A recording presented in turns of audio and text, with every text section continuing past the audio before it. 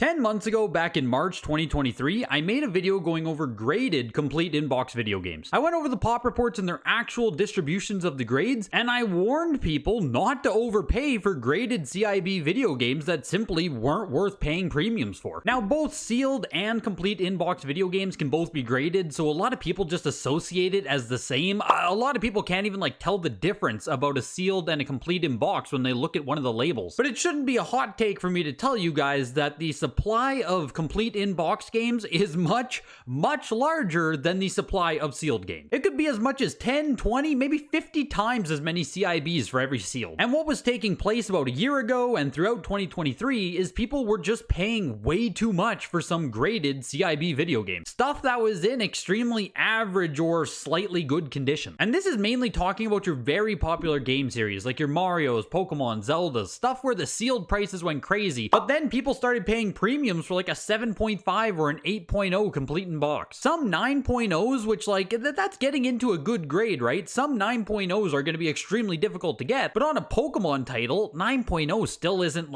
spectacular. I personally sold a 9.0 CIB Emerald at open auction on eBay last year for $1,300. That's the kind of craziness I'm talking about here when I'm saying people were just paying way too much for this stuff. The market was out of whack. And now in 2024, from what I'm seeing at least, the market has definitely corrected itself. Graded CIBs, especially for your average condition stuff, has cooled off big time. And part of that is that far more CIBs have simply been submitted in the past year. For the longest time, it was really expensive to just grade a CIB, so people just didn't do it. Then prices came down, more people started doing it, and right now with CGC, it's down to $35 to grade a CIB. You can be positive that more people are going to be sending their stuff in for grading now. More CIBs are going to be hitting the market. And amongst all of the ones being graded, the most common grades are going to be your 7.0 to 8.0. So given that prices have cooled off on some of this stuff, is it still worth sending in CIBs to get graded? Is it something you should consider doing? And the answer is that it depends. I know, right? Who would have guessed it's going to be a nuanced answer here? But it simply does depend on what you have in your collection. Like this Castlevania here for $7,200 or this Super Mario Bros for $3,800. Both of those are used CIB video games selling for thousands. So in general, yes, it is absolutely still worth sending in certain games to be graded. You can still get massive premiums for some stuff that does actually deserve to get that premium. And mainly, it's going to come down to vintage Nintendo cardboard. Do I think you should grade a complete in-box GameCube game or a PS1 game?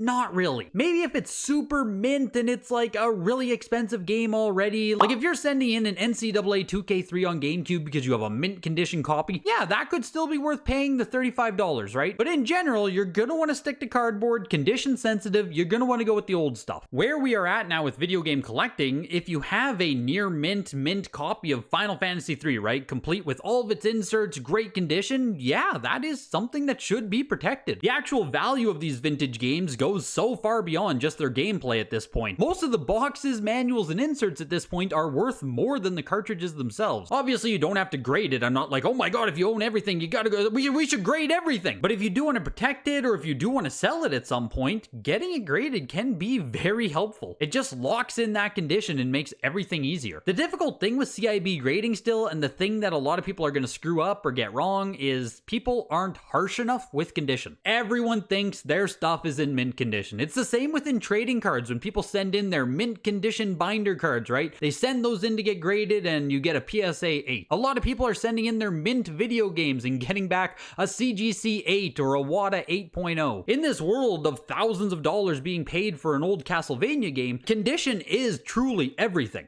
It is everything. You have to be as harsh as you can be on this stuff. Some people are now using heat presses on their boxes, pressing their manuals, doing whatever they can, right, to make this stuff as nice as possible. And if we talk about NES specifically, most of this stuff is 35 years old, going on 40 years old soon for a lot of it. If you have really nice condition Metroid, Kid Icarus, Super Mario Bros, Metal Gear, Mega Man, Chip and Dale, you get the point. If you have some of this stuff complete in box in really nice condition, the premiums are there. People are looking for this stuff. And if you think it's ridiculous, people shouldn't be paying this much, I mean, if you have some of this stuff, I encourage you to sell it to someone who will pay you a ridiculous amount. And that's actually really easy to do with today's video sponsor, Heritage Auctions. Did you know Heritage Auctions is always accepting consignments for their industry-leading video game auctions? From Atari and NES all the way up to PS5 and Switch, Heritage Auctions is the best place for buying and selling graded video games. Mini Boss auctions take place every Tuesday, and their 2024 Signature and Showcase auction schedule can be viewed on the website. If you have some beautiful CIB or sealed video games and you're not sure how to go about getting them graded, no problem. Heritage can submit them for you and take away the hassle. Heritage Auctions makes buying and selling stress-free, which is one of my favorite parts about using them. I have personally worked with them to sell some extremely expensive video games as well as lower value ones, and I've always had a seamless professional experience. It's no wonder they've been serving the collectibles and antiques market for almost 50 years. Email videogames@ha.com or use the link in the description to reach out and see how Heritage can help you with your games. And make sure to tune into the live auctions every single Tuesday right here on YouTube to find some amazing video games. Thanks to Heritage Auctions for supporting this video, and let's look at some auction results. Based on how I'm talking here, you might think the results of the auction were kind of weak, but this was a pretty competitive auction overall for the most part. Of course, at the number one spot here, the Castlevania 9.4 for $7,200. And there actually was a complete inbox Castlevania all the way back in March 6th, 2020. That's like, what, almost 4 years ago now, which is crazy. $2,600 back then. The breakdown of components is very close to the same. It's a 9.2 box. The one that just sold had a 9.4 box, but it's a 9.8 cartridge versus a 9.6 cartridge. So they're very comparable. You could argue this is the better copy just because of the box alone. Usually the box is going to bring the most premium with these pieces, but $7,200 is still near triple what this copy sold for 4 years ago. So even with the crash and video games going down and minus 97%, stuff that still deserves premium, stuff that is still rare, stuff that is still special, still does really well and always will have people who want it. Like at the core of this, it's still just video game collecting, and a first print hang tab Castlevania on NES is going to have value no matter what. Right beside it is a 9.2 Mario Bros. Hang tab. This is like a mid-print, maybe a 6th production here, I believe. $3,800 for 9.2, which is pretty crazy. Almost $4,000 for Mario Bros. Until you flip back to 2023, where a 9.4, same variant, same revision here, a 9.4 for $23,000. Again, this is complete in box here. The breakdown here is a 9.0 box with a 9.8 cart and a 9.4 manual, so like really good, but only a 9.0 box, right? Only. The one that just sold for $3,800 was worse overall, but it did have a 9.2 box, so the box is actually nicer on this one that just sold, but you know, manual staples are rusted, so the manual is only an 8.5. Like, it did have some things holding it back. I don't know if this copy would still sell for $23,000. I'm frankly pretty skeptical myself. Like I said, last year, some stuff was kind of going crazy for pricing, so like, I mean, I don't know. I don't think so, but Cheetah Men 2, always rare, always expensive, almost $3,000. Mario Bros. Classics Arcade was a 9.2 for $2,600. Bonk's Adventure was beautiful here. Again, this is just an expensive video game, right? Any way you look at it, if you have complete in box Bonks, like, it's an expensive NES game. And this is one of the nicest copies that exists. I mean, $2,500 for a 9.4, pretty cool to see on Bonks. And also this Excite Bike right here, $1,800. It was an 8.5 overall, but if you look at it here, it has a 9.2 cartridge and a 9.4 manual. Sometimes with these CIBs, a specific insert in super high grade can be like a world of difference. So the person who bought this is actually in some of the Facebook groups, and he said he was willing to pay the $1,800 because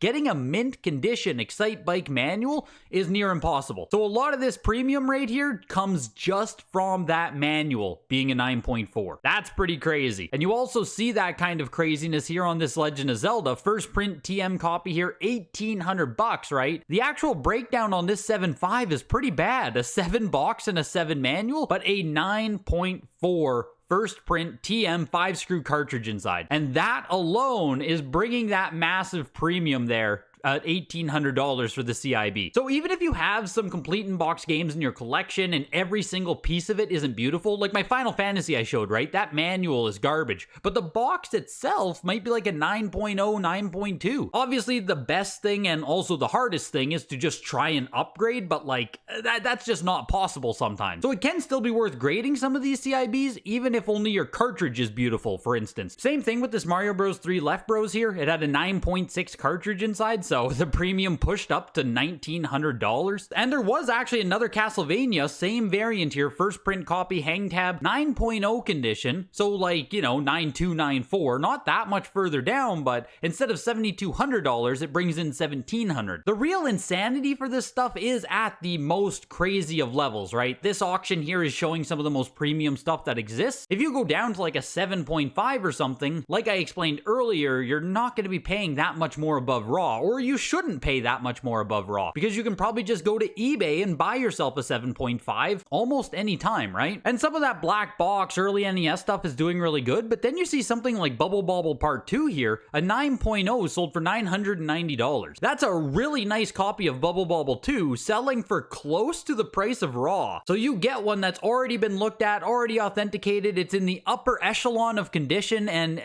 stuff like that is just a good deal right now. And that's a lot of what the analysis is when I look at stuff. It's not like, oh man, I think that's overpriced or that's way too low. It's a lot of relativity analysis. So when I say that CIB stuff was exploding last year and selling for way too much, it's relative to what factory sealed is selling for, it's relative to what you can just go buy on eBay. It's looking at all these different price points and understanding where the market isn't making sense. Metroid, of course, early Nintendo, hang tab, first print copy here as well, 8.5 for $840. 8.5 grade is a bit of a sweet spot because a lot of the high-end collectors are only going to consider 9.0 and above, and then a lot of people in general don't buy graded stuff, so they might ignore an 8.5s. Sometimes buying like an 8.0 or an 8.5 can be really good value. Kid Icarus 9.0 sold for $840. I just went and looked at some comps because I think $840 for this actually isn't terrible, right? It's a 9.0, nice copy. There was actually another 9.0 here, very similar breakdown, that sold for nearly $3,000 back in 2022. So even when you see $840 here, that's down what, 60%,